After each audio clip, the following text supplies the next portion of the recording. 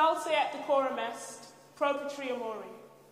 This, ladies and gentlemen, means it is sweet and fitting to die for one's country. And it is completely wrong. War places scars upon the hearts and minds of people that can never be eradicated for generations to come.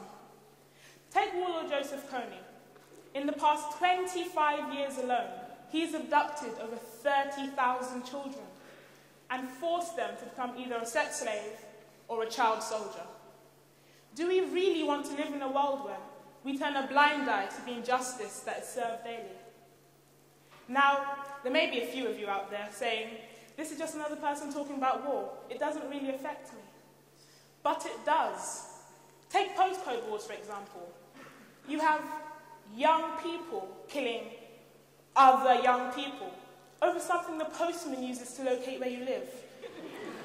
Now, can you imagine living between two rival postcodes? So you're walking down the road, as you do, and someone says, "Oi, stop! You're in bad man's land, get me fam!" And then, figuratively speaking, you cross the road, and you continue walking. Someone else is like, "Oi, stop! You're in Mandem Cruise territory, get me!"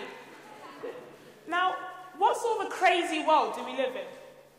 Now, on a personal note, I don't have a problem with dying, just because it's inevitable. We will all die one day. But I have a problem with what I'm going to die for. And for me, in a list of all the possible reasons in which a person might want to die for, dying over a postcode has to be one of the stupidest reasons imaginable. E9, N16, SE1, the only things they have in common is that they're just a bunch of numbers and letters. By a show of hands, ladies and gentlemen, who here is willing to die over a bunch of numbers and letters? No one. This just goes to prove that when I say young adults, children who are in gangs and participate in postcode wars, they can be compared to child soldiers, just because both of them have been indoctrinated, whether it's by a gang leader or by a warlord, for something that is wrong, morally wrong, verging on borderline inhumanity, is a way of life. And it's not. War and all things associated with war have become a plaything in the hands of this generation, where you have children as young as 6 playing Black Ops and Grand Theft Auto. They've become so desensitized to the fact that a human life is precious and can be stripped off the face of the earth just like that.